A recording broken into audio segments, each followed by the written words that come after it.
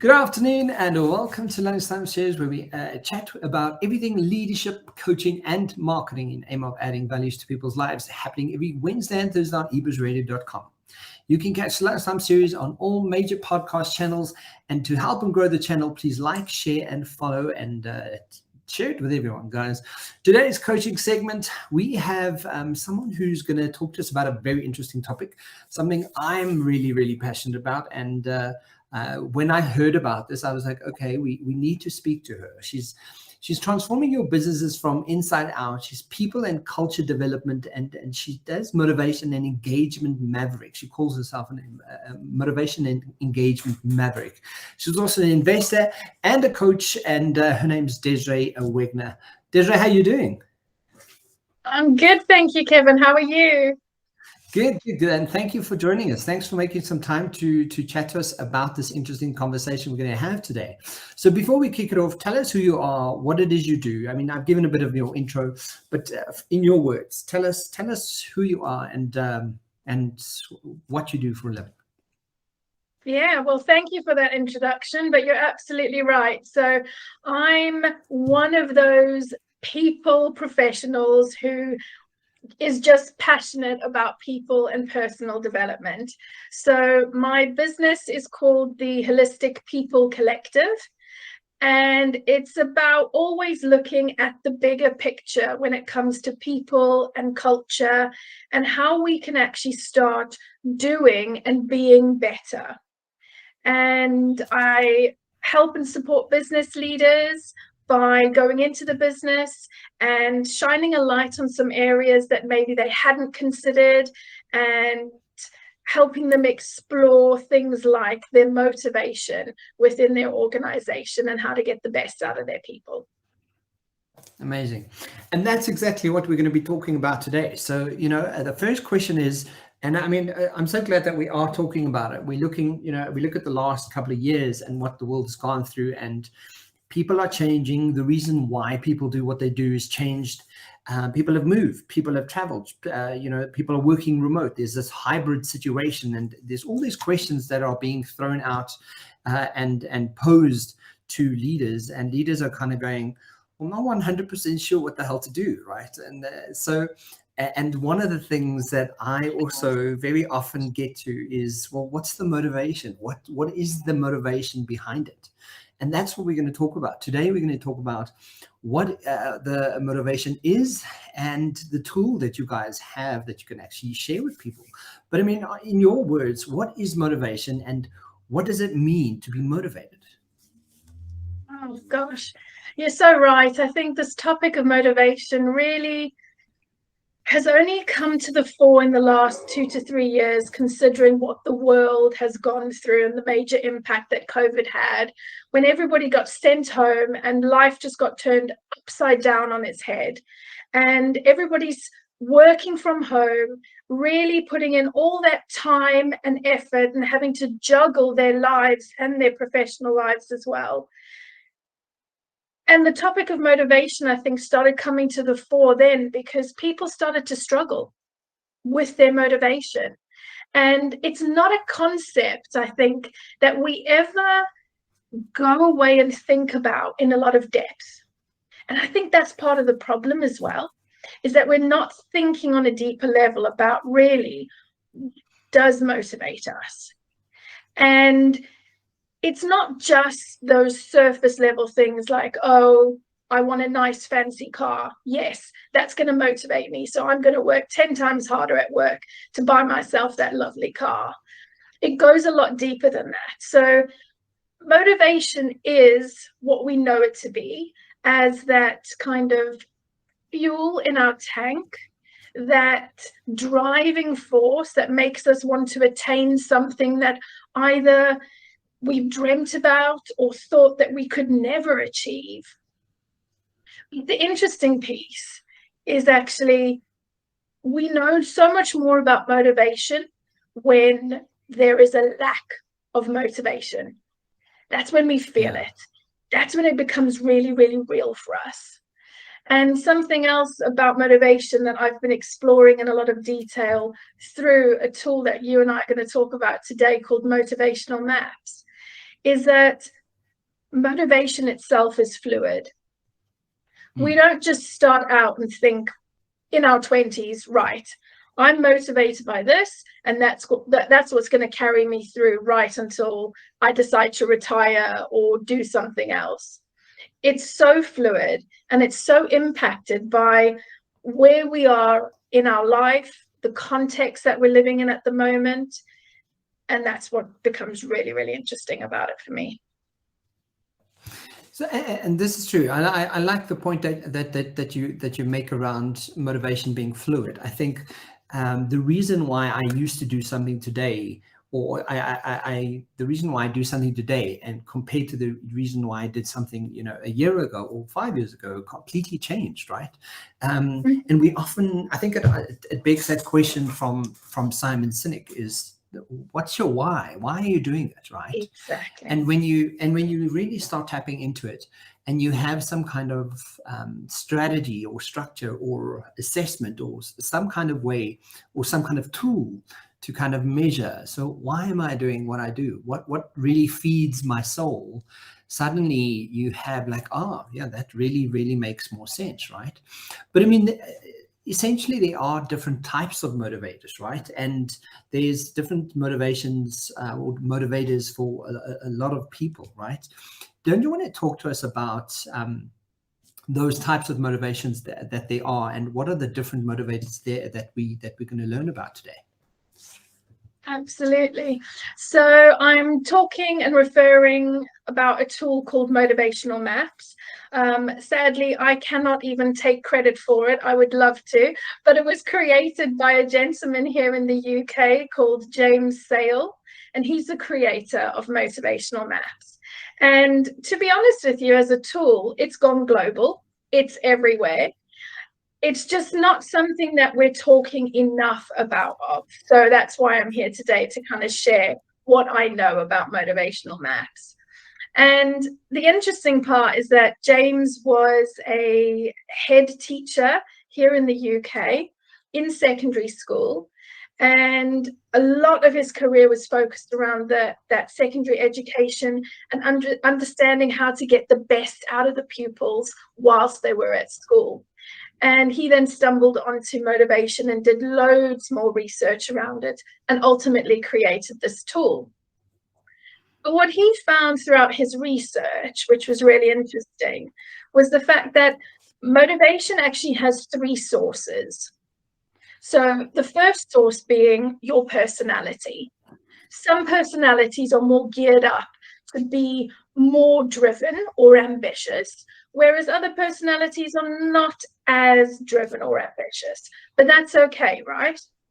Then the secondary part of that is your self-belief, in terms of how much confidence have you got in your skills, where you want to go, how much do you want to improve and better your own life. And then the third aspect of motivation, and the third source of motivation, is around your future expectations. So what do you want your future to look like? What do you want to get towards? And what do you want to accomplish? So James, throughout his research, discovered these three sources and created the Motivational Maps tool.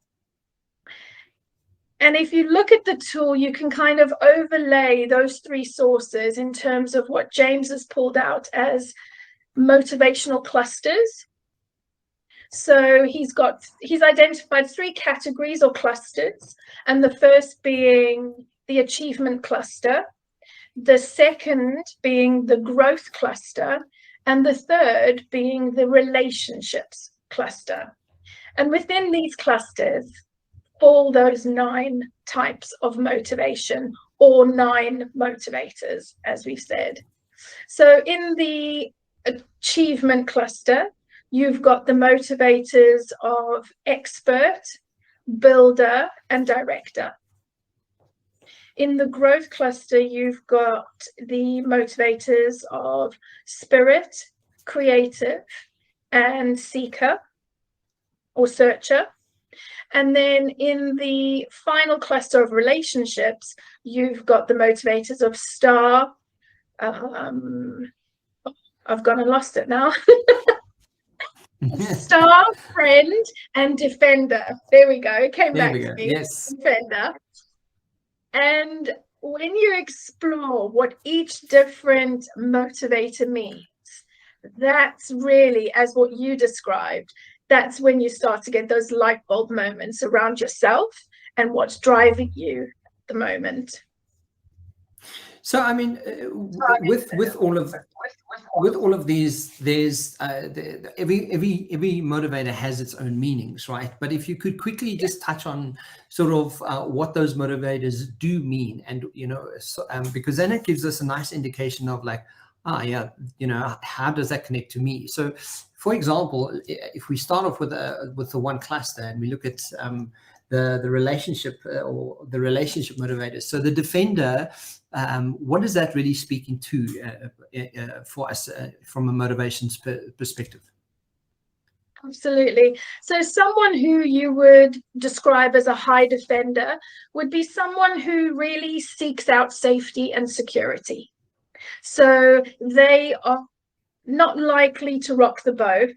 In fact, they're probably steadfast in keeping the status quo as it is and not wanting to change things up as much, because they are motivated by that safety and security and knowing what their environment is like and what they're dealing with on a day-to-day basis. Someone who's the friend, who's motivated as a friend, what does that mean? The friend is someone who essentially loves being around people and actively seeks, say, for instance, in the workplace, going to work because they've got really good, strong friendships with people. And that's what motivates them. It's that social outlet. They are energized by it all. Doesn't necessarily mean that they're an extrovert. It's just that they seek out those friendships.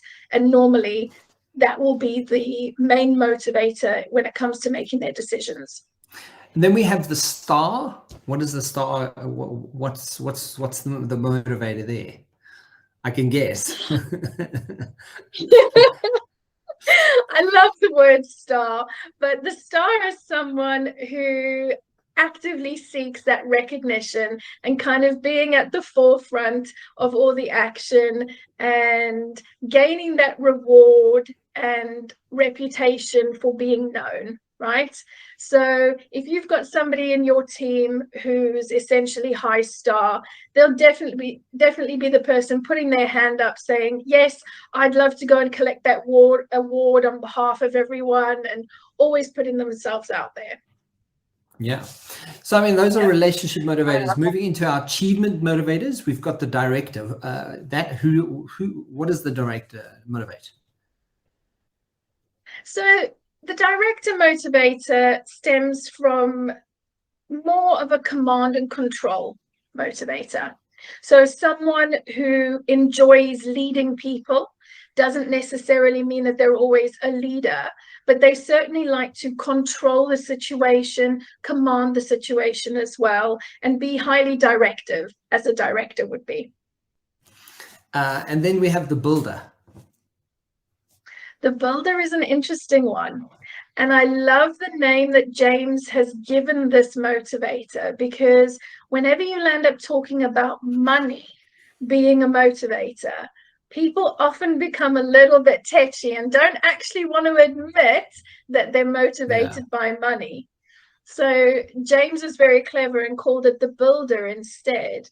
So as a builder, you're motivated by achieving that above average type lifestyle, which means, yes, you might be driving the newest car. You might be the one working hard to receive the bonus because you are motivated in building your wealth. And then we have the expert. The expert's an interesting one. I'm high expert when I've done my profile. So the expert is someone who's very much motivated by being a master or a subject matter expert. right? Yeah. They want to be known for being the go-to person on that topic. And often what that can mean is that they're continually studying and investing in that expert topic of theirs. Ah, fantastic. And then our last set is the growth motivators. And the first one there is the creator. What is he? What's the motivation there? Oh, I love this one. Again, I'm also high creator. So if you're a high creator, that means that you're not actually into art or creativity as such, but you're more about solving problems and having a very innovative way of thinking. So perhaps someone like Elon Musk, I would definitely say he's someone who is high creator. Ah, fantastic. And then we have the spirit. Well, Kevin, you can tell us a little bit more about the spirit, seeing as though you did your motivational map recently. But someone with high spirit is someone who definitely seeks out autonomy and independence and holds that very, very dear, and will often make decisions based all around that primary motivator. Yeah, absolutely. I completely relate to that. And then the last one for the growth motivators is the researcher, or the searcher, at least, not the researcher, the searcher. Yeah. And I love this one as well, because this motivator is it's high in many people's profiles when they take motivational maps, but it's all around seeking out a higher purpose. So doing what you do because there's value to it, and that you want to be recognized for having that purpose around what you do. Okay, fantastic. So, I mean, those are the 9 motivators that we know of, and that the motivational maps is based on. Now, understanding that these speak to various aspects and things that actually motivate people. Why do you think it's, if we're looking from a business perspective, why do we need motivational maps, and why do we need to know what's motivating my team? Why do we need to know it as a leader? From those perspectives, why is it so important? Well, Kevin, I don't know about you, but it's the one question that I get asked the most by business leaders. How do I motivate my team, right? And again, it goes back to us thinking that we know so much around motivation, yet none of us can actually put our finger on how to motivate others. And that's why I'm so excited about this tool, because it gives you that shared common language to use when it comes to motivation. But it also starts to help connecting the dots between all those 9 motivators that we've just spoken about and their relationship with one another. And when you delve into the motivational maps more and in more detail, you start to realize that actually some of those motivators, there's a conflict between them. There's a tension that lies between them. And that might be just the barrier for someone not being as motivated as we need them to be. And we know, working in business, that it is so important to have a motivated workforce, because ultimately people buy from people, right? And business is done all through people. And if we don't know how to motivate ourselves and then motivate others, that's going to definitely have an outcome on the business that we're working in. I'm so glad that you say, we need a motivated workforce. And I think, purely based on the fact that people don't know how to do this and don't know what those motivators are. But when you do know, and I mean, for example, my top 3 is builder, spirit, and expert, right? So for me, I just to the point of having a high spirit, it's an absolute importance for me to be able to have the freedom to be able to do and to plan my life and have the autonomy to kind of be and go and do, and when I'm doing that, I really thrive, right? But when I'm really having sort of, when I'm caught up in very structured ways of work, it just feels like my energy is depleted, right? So, you know, for example, for those who are listening, the fact that, you know, I have a high spirit, for example, it speaks to, I need an environment that speaks to being able to be free, be able to work at home, be able to work in an office, be, you know, I need the autonomy to be able to go, to not be micromanaged. Don't micromanage me, right? Yes. When people now know that, okay, Kevin needs that freedom, suddenly the approach that you have with that individual changes, right? Totally. The same with as a builder, as you mentioned earlier, you know, wanting to build and to have sort of something that motivates me is doing well and earning good money and making a difference and building and creating and putting it out there. But the fact that businesses don't know that about their employees, I think that's where there's this big missing gap, that they don't know. They know that the work needs to be done, but they don't know why or how to get these people to motivate them to get the work to be done.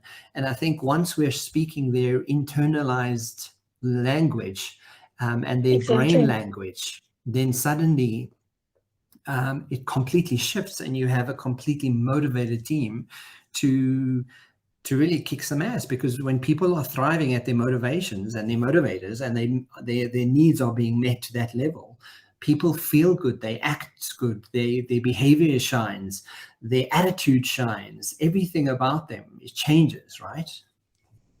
Totally.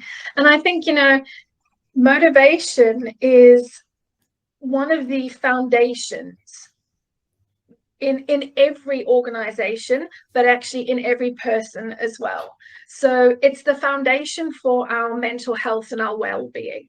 As you described, you know, when you're not motivated or you've got conflict working against your motivator, that's going to ultimately impact on your mental health and your well-being. So how can you be expected to perform well and at a high level if you're just not feeling motivated and up to it? And you mentioned something else, I think, about being a builder. And what I love, again, about the motivational maps piece, especially when it comes to the builder, is that because of that shared language, there's no shame attached to it. And sometimes I think there can be shame around what motivates us and drives us. But when we use the terminology of a builder, it creates more understanding around why you are doing what you're doing. And that just helps create so much more connection between people. And then obviously what motivates them and what keeps them happy and thriving, as you described. But Desiree, I want to go one step further, and I'm sure you're going to find that you'll agree with this, that when I looked at when I went through the actual motivator, the scoring of my motivating maps, what I started realizing is that a lot of my scoring was in alignment with what my value systems are. And so Absolutely. I value growth, right? If I look at builder and expert, those are my two, some of my highest motivators, right? For me, growth is unbelievably important, right? If I look at another one of my values that I've sort of just have sort of evolved into this year is adventure, right? So if I'm not having fun, I don't want to do it, right? And if I look at spirit, I'm kind of going, yeah, I want to have adventure. I want to be like, you know, so not only does the motivators speak to, you know, what I need as a person and what makes me thrive, it also very obviously aligns with what my values are and what I value, you know. So I think it's what's beautiful about it is the congruency of understanding my motivation and what it is I hold absolutely true and value dearly. And because of those things, to me, it's almost like you have the perfect key to sort of what you're doing with your life. You have this perfect key to show up for your life in the way that you really want to, right? Totally. Simply because it's congruent and it speaks to each other, and it's my personal mapping system.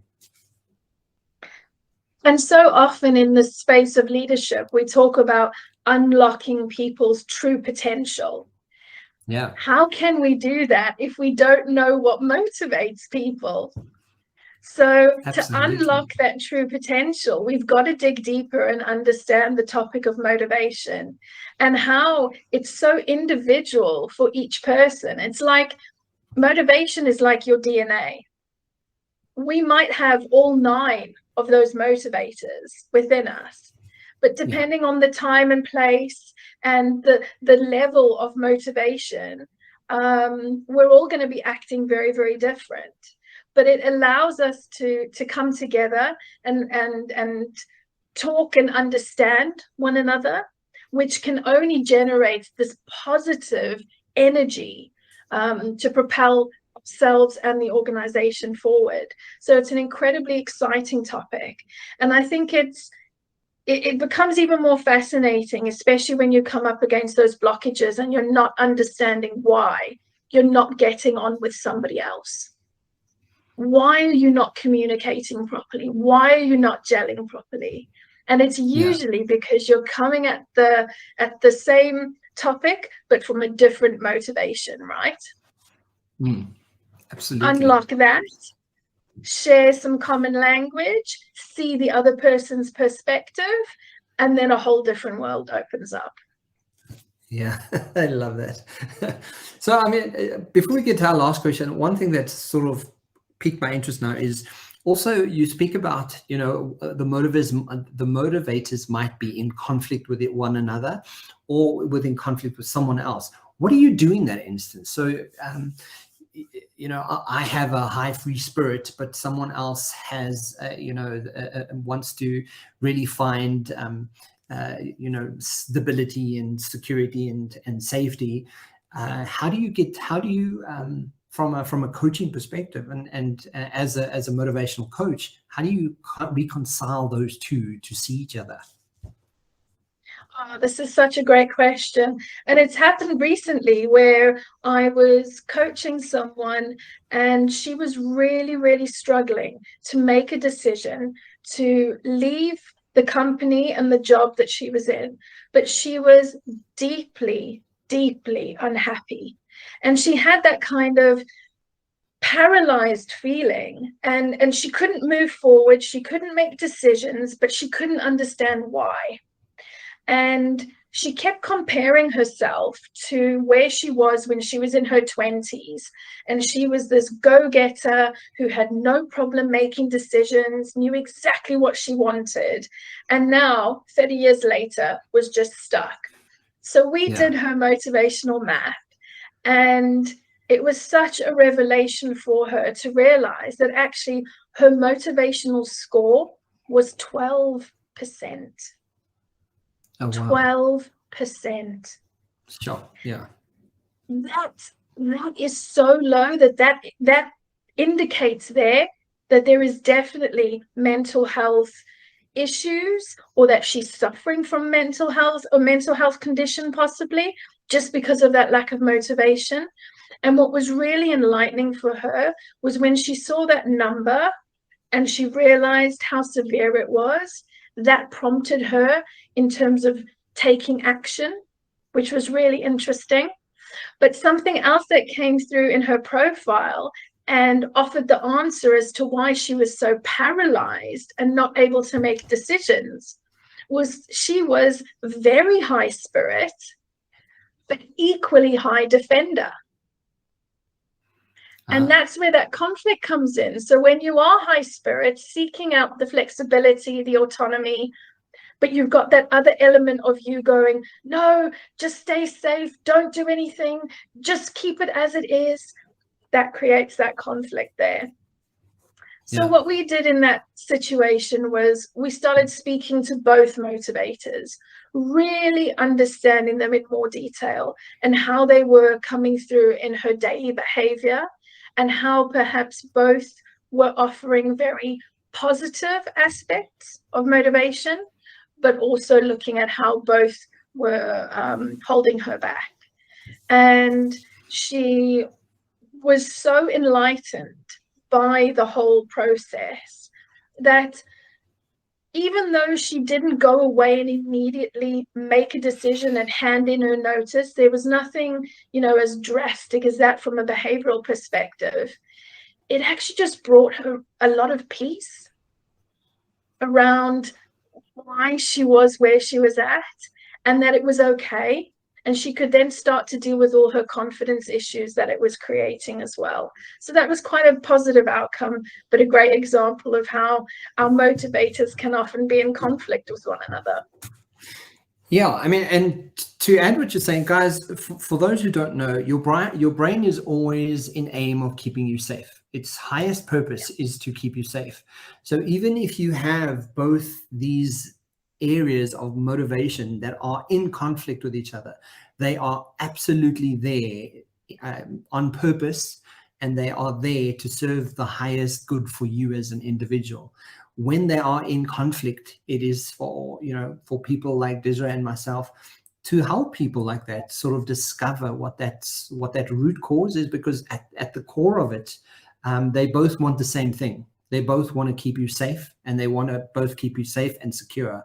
So your brain's actually doing you a favor. When they are in conflict like that, it's just trying to get to the root cause of why they show up the way they do. And when you do that, to your point, Desiree, then you get people completely going, oh wow, okay, I've been but I've had this very difficult conflict situation with myself.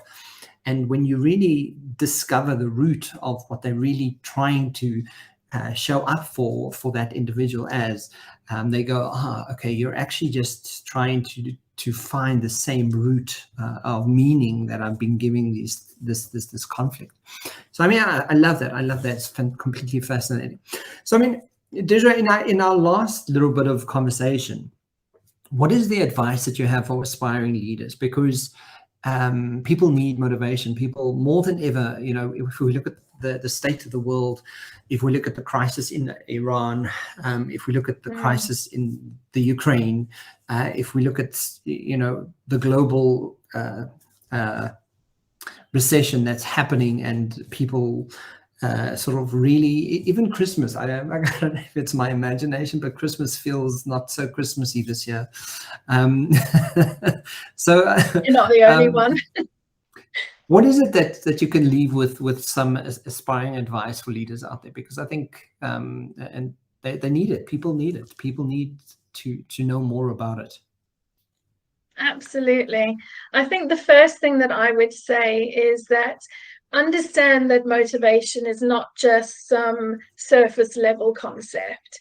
You've got to go deeper. You've got to explore it, not only with yourself, but if you are a leader of people, then you've got to explore that with those individuals. What does motivation mean to them?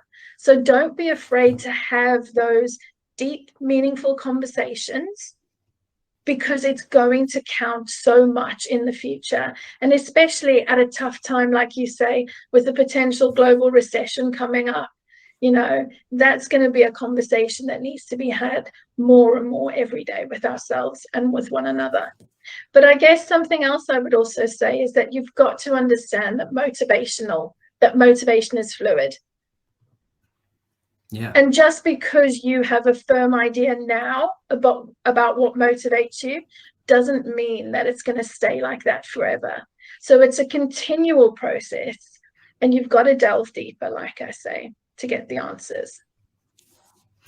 Fantastic, guys. This I just love this conversation. I love the fact that there's an actual tool for this, right? And that's what I think stands out for me about this. If you want to find out more about where you can get a hold of Desiree, where can we go just to find out more about what you do and who you are and all of that stuff? Absolutely. So I hang out on LinkedIn. So you're welcome to look me up and follow me on LinkedIn as Desiree Wegner, or Desiree Cully now, since I got married. But thank you. You're also welcome to visit my website. It's called the Holistic People Collective. And if ever you want to have a conversation about motivation, I'm always up for that type of conversation. So by all means, drop me a message. Absolutely. Guys, that's Desiree Wegner from the Holistic People Collective. Desiree, thank you so much. Thanks for joining us, and have a fantastic day, and I'll chat to you soon. Thanks, Kevin. Cheers. Cheers.